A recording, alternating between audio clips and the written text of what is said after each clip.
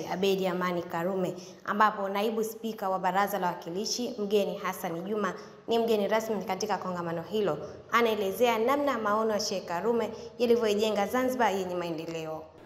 Kurejea katika misingi ya falsafa za uwazi, uadilifu, ushirikishwaji, upendo, ubunifu, amani na mshikamano. Tunu hizi ndizo alizoziishi hayati Mzee Karume katika kipindi cha maisha yake na katika ujenzi wa taifa la Zanzibar. Tukizingatia tunu hizi alizoishi hayati Mzee Karume, tutaweza kubadili fikra zetu, mienendo yetu na utendaji kazi wetu wenye kutanguliza maslahi ya taifa kwa ajili ya ustawi wa wananchi wetu. Mkuu wa chuo cha Mwalimu Nyerere Profesa Haruna Mapesa na mwenyekiti wa bodi ya chuo hicho Steven Wasira wamesema Wazanzibari wana wajibu wa kumkumbuka hayati Karume kwa kuyaendeleza maono na mitazamo yake ya kuijenga Zanzibar yenye maendeleo. Mapinduzi yale ya kutumia nguvu yalikuwa ya siku moja. Baadaye Karume akaanza kujenga mapinduzi ambayo yalikuwa yanaleta maendeleo makubwa kupitia manifesto ya Afro Shirazi.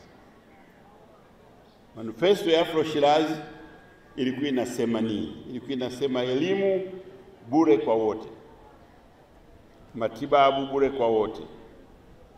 Na kwa hiyo kazi ikawa inaendelea ya kuendeleza mapinduzi kwa kutumia filosofi na itikadi pamoja na maamuzi ya Afro Shirazi Party.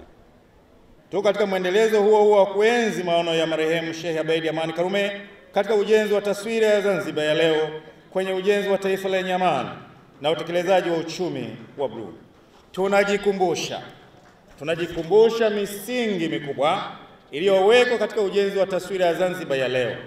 Tunapojielekeza katika kujenga uchumi wa bluu, yani blue economy, hatuna budi kujikumbusha misingi aliyoijenga Mzee Karume katika kujenga uchumi wa bluu. Yahya Harun na Rehema Abdul ni miongoni mwa wanafunzi walioshiriki katika kongamano hilo. Wanaelezea namna walivyonufaika kupitia kongamano hilo. Akiwepo amani, ikiwepo kitawala, kila kitu, shughuli za uchumi zinaendelea kufanyika inavyotakikana.